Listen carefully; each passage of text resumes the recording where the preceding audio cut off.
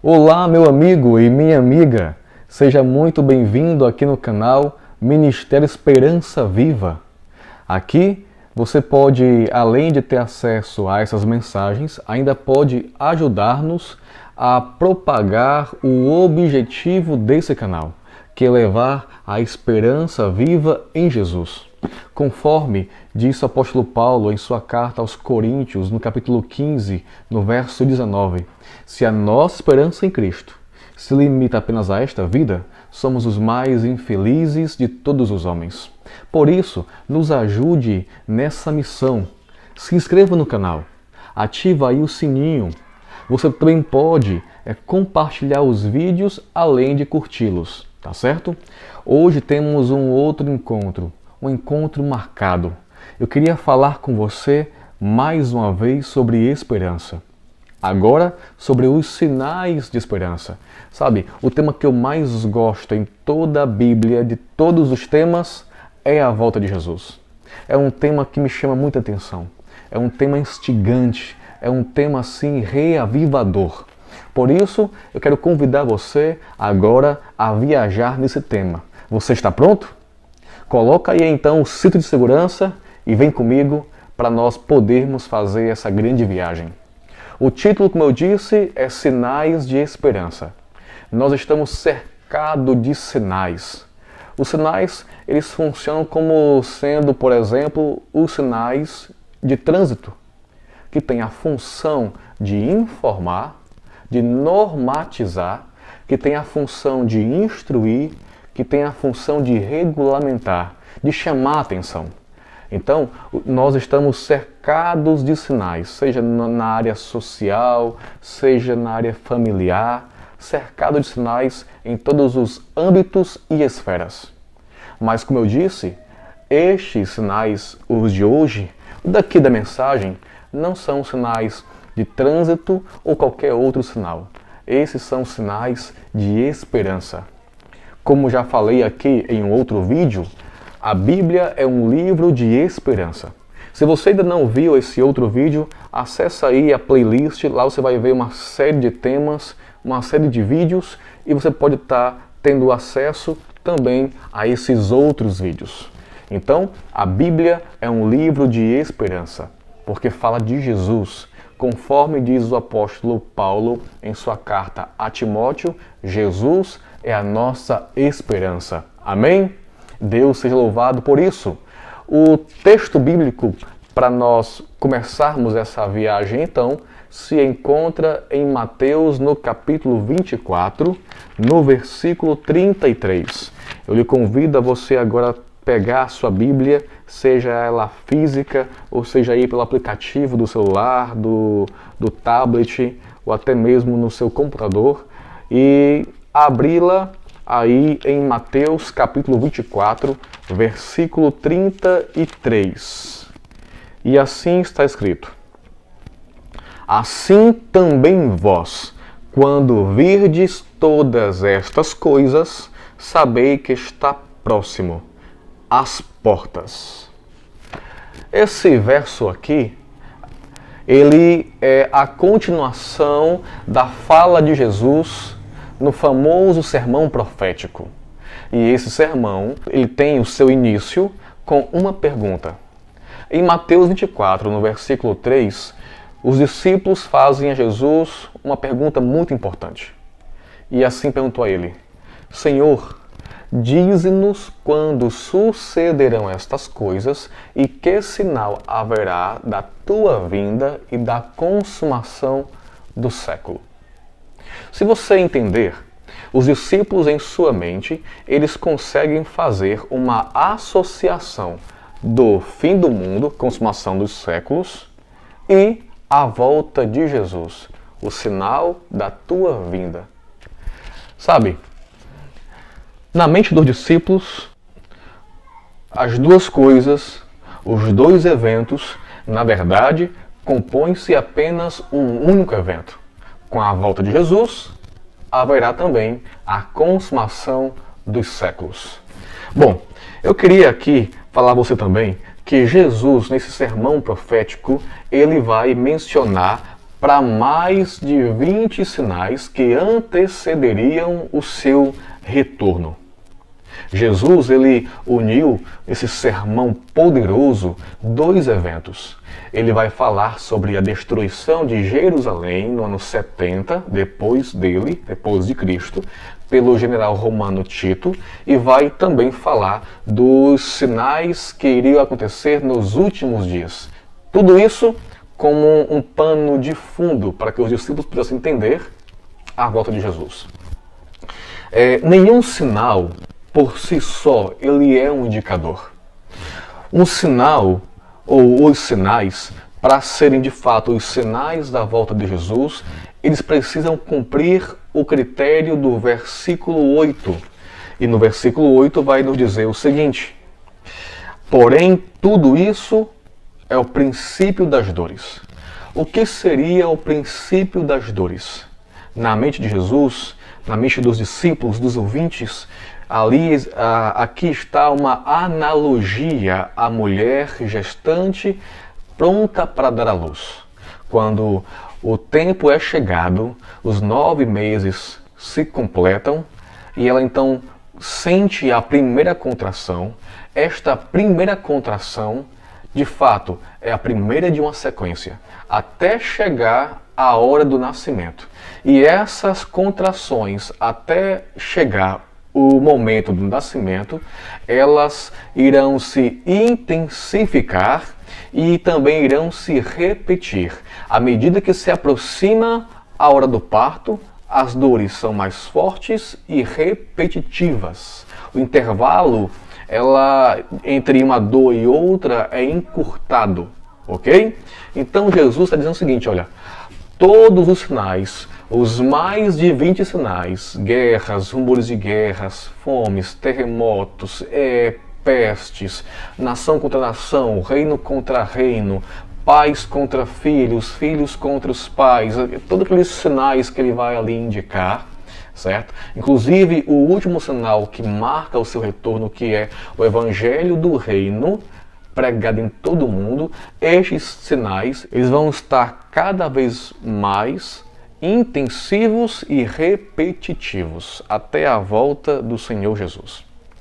Muito bem, eu não queria aqui me deter sobre os pontos, cada sinal, certo? Na verdade, eu queria aqui apenas dar um panorama a esse respeito. Os sinais, eles irão abranger política, religião, a natureza, irão também abordar a condição moral da sociedade, certo? E aqui eu quero abrir aqui um parênteses bem rapidinho, certo? Existe aí um ditado popular que diz que política e religião não se discute. Você concorda? Eu também concordava com isso. Até o momento que me deparei com uma frase impactante e me fez pensar, me fez repensar, e muito. Vê se você também concorda. Por não se discutir política e religião, é que nós temos falsos profetas nas igrejas e corruptos no poder. Bom, eu não quero aqui tratar do mérito da política, apenas fazer você ter um senso crítico, um senso de responsabilidade para com o conhecimento que você possa adquirir. Precisamos estar atentos principalmente no que diz respeito à nossa salvação. Ok? Os sinais que Cristo apontou estão aí, se cumprindo diante dos nossos olhos. O problema é que, onde a mente secular só vê desastre e motivo para temer, o cristão de verdade, ele vê sinais de esperança. Amém? Será que eu estou agora falando para um cristão de verdade?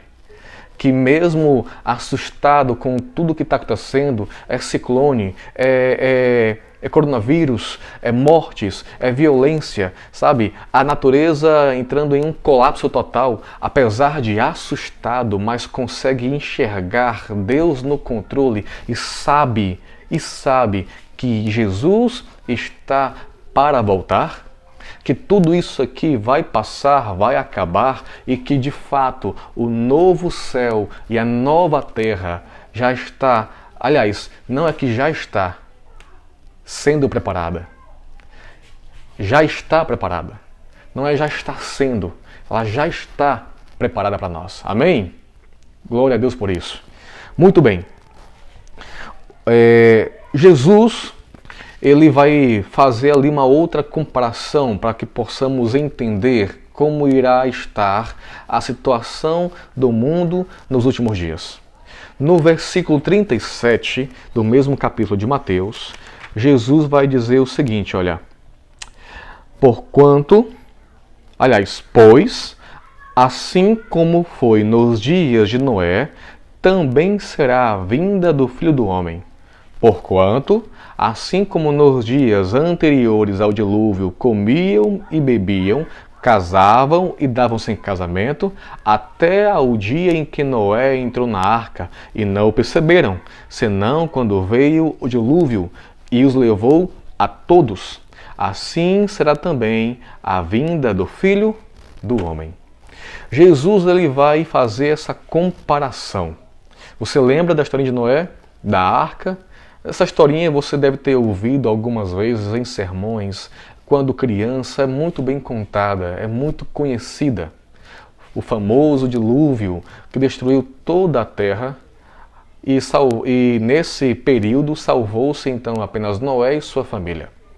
Bom, Jesus diz que o dilúvio aconteceu porque as pessoas da época comiam, bebiam, casavam-se, davam-se em casamento e não perceberam quando veio o dilúvio. Na verdade, o que essa expressão nos dias de Noé tem a nos ensinar? O que nós entendemos é o seguinte, que na época de Noé, poucas pessoas deram crédito à mensagem do dilúvio. E hoje a nossa sociedade não está dando crédito à mensagem da volta de Jesus e do fim deste mundo. E assim como foi na época de Noé, irá acontecer também em nossos dias. Só irão perceber quando for tarde demais. Você agora tem a chance de abrir os olhos e perceber antes que esse dia chegue, antes que seja tarde demais. Abra os olhos, veja, a nossa redenção se aproxima. O que mais podemos entender? Naquela época, a multidão ridicularizou Noé, chamou de louco, de fanático, de radical. Não é assim hoje o eco da sociedade? Quando nós falamos a respeito de amor ao próximo, quando nós falamos de honrar pai e mãe, quando nós falamos de estrutura vitalícia na família e no casamento, quando nós falamos do amor de Jesus, quando nós falamos a respeito de pecado e como ele deve ser abandonado, quando nós falamos do retorno de Jesus, não é assim hoje que o mundo nos encara? Como sendo loucos, fanáticos, radicais? Pois bem, assim também era na época de Noé. O que mais podemos entender a esse respeito também? O que quer dizer comiam e bebiam?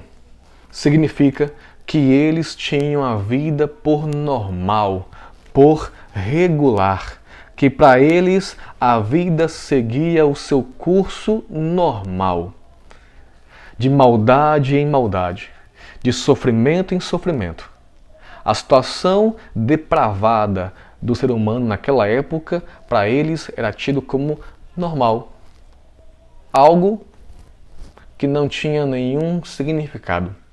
O importante era viver. Eram hedonistas, eram egoístas, pensavam em si mesmos. Muito bem. Como explicar então essa anestesia, assim como Jesus compara os últimos dias com os dias de Noé? Primeiro eu queria levar você a um verso interessante sobre esses dias, os dias de Noé. Vai se encontrar em Gênesis capítulo 6. São 2 versos. Eu queria ler com você Gênesis 6, verso 11, para você entender um pouquinho mais sobre esse pano de fundo que Cristo usou para contrastar ou para exemplificar, no caso, as duas épocas. E no verso 11 diz assim, a terra estava corrompida à vista de Deus e cheia de violência. Hoje eu pergunto, corrupção e violência não são as palavras mais vistas, faladas, notórias em nossos dias? Olha agora também o versículo 5. Viu o Senhor que a maldade do homem se havia multiplicado na terra e que era continuamente mau todo desígnio do seu coração. E pergunto, não é assim também os nossos dias? Quer ver como estamos de fato nos últimos dias? Deixa eu pegar agora para você um texto bíblico importantíssimo que vai tirar toda a sombra de dúvida da sua mente.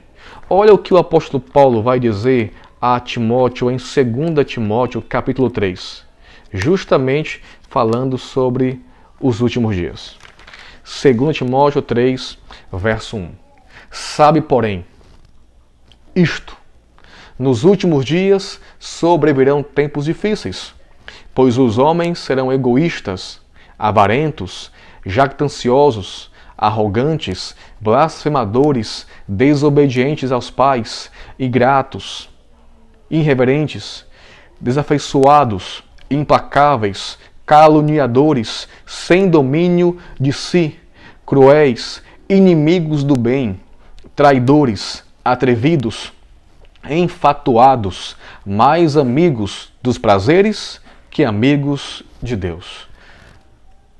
Nos últimos dias, será que esse raio-x moral que o apóstolo Paulo deu aqui agora nesse capítulo, nessa carta, não é o diagnóstico do ser humano hoje?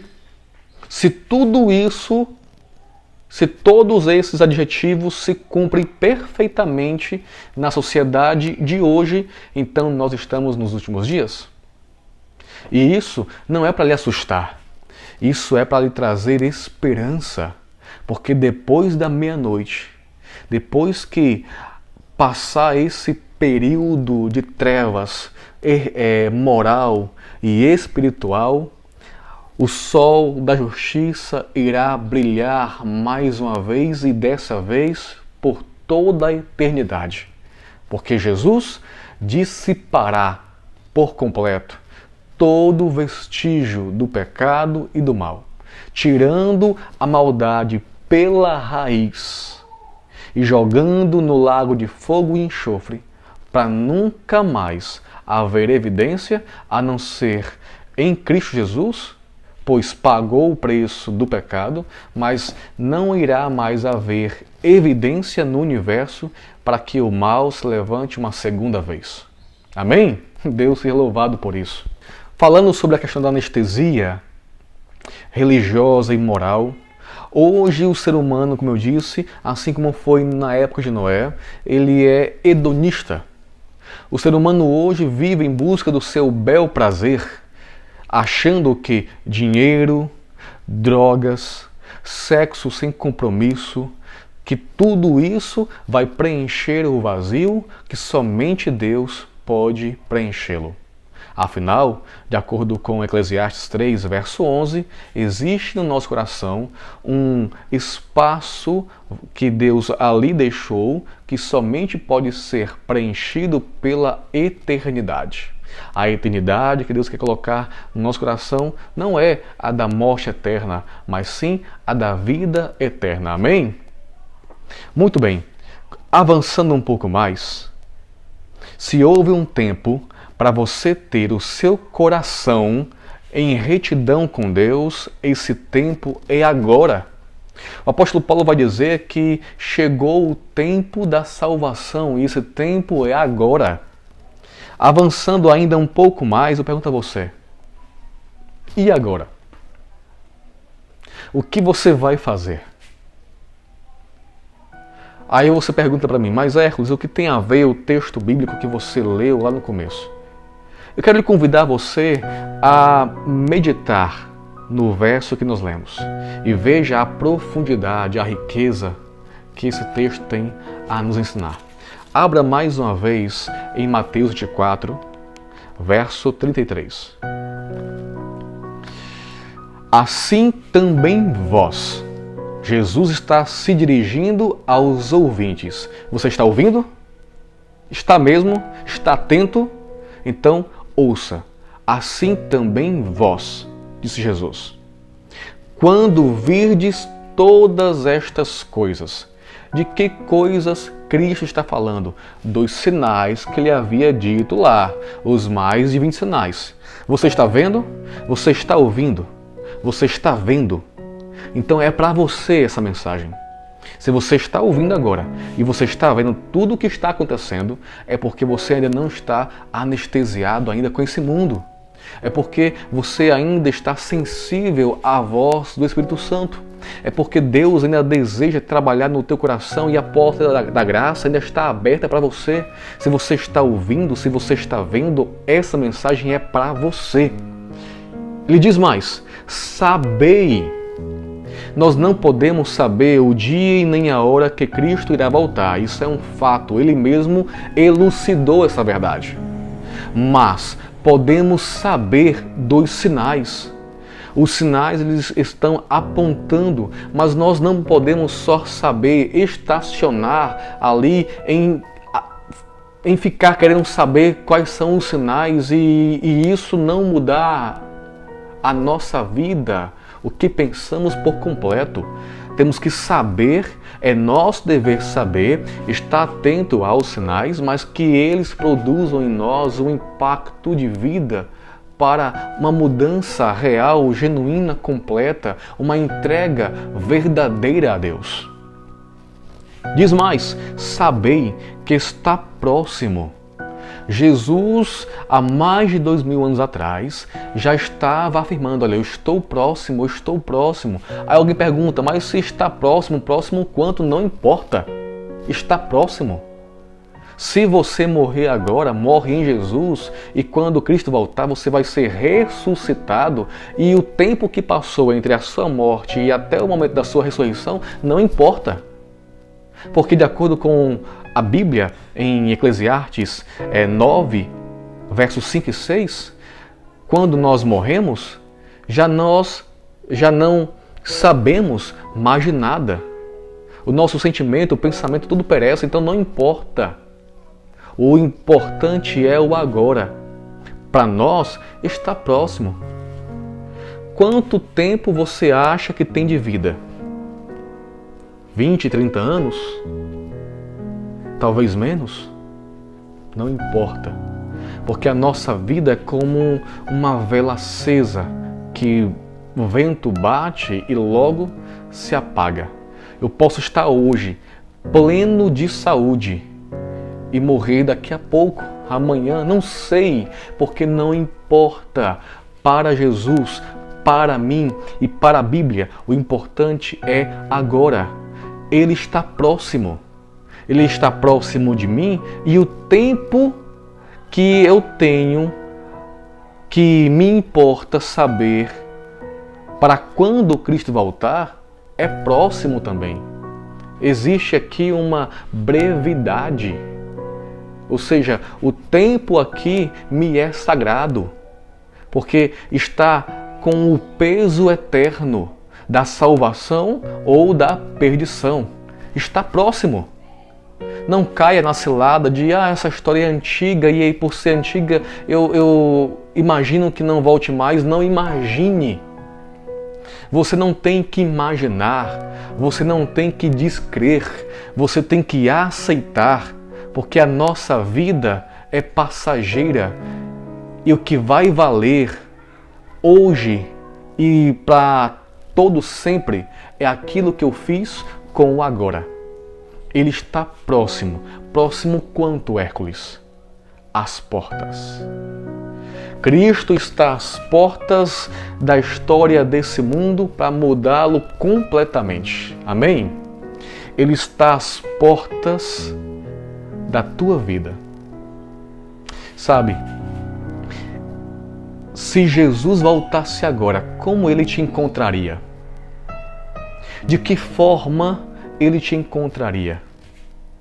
Eu imagino que, por Ele não voltar agora, é o tempo de graça que Ele está dando a você, de oportunidade, para que você possa deixá-lo entrar. Não só deixá-lo do lado de fora da porta da tua vida, do teu coração, mas deixá-lo entrar. Ei, Cristo está às portas. Nós já podemos dizer, eis que vejo novos céus e nova terra. Ei, mas antes que isso aconteça, Jesus precisa entrar. Você precisa deixá-lo entrar. Ele está a bater na porta do teu coração. Você precisa deixá-lo entrar, porque quem sabe, se ele voltasse hoje, você não estaria salvo. Porque a sua porta, a porta do teu coração está fechada. Muitos fecharam as portas, trocaram a maçaneta e jogaram a chave fora para Jesus. Mas filho meu, filha minha, eis o tempo agora da oportunidade, da salvação. Jesus não desistiu de você. Ele ama você completamente. O livro do Apocalipse, o último livro que revela tudo por completo, o passo a passo em nossos dias. No capítulo 3, verso 20, assim está escrito: eis que estou à porta e bato. Se alguém ouvir a minha voz e abrir a porta, entrarei em sua casa, cearei com ele e ele comigo. Próximo quanto? As portas. Próximo quanto? Perto de você, batendo a porta do teu coração. Você está ouvindo? Você está vendo? Deixe-o entrar. Fique com essa mensagem agora e que ela possa mudar a tua vida. Deixe-o entrar. Você pode fazer isso agora. Você quer fazer isso agora? Faça agora. Deixe-o entrar.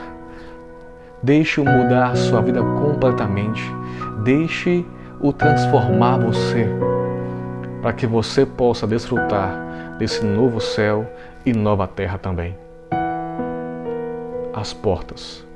Se a porta do teu coração agora para Jesus vai estar aberta ou fechada, depende de você.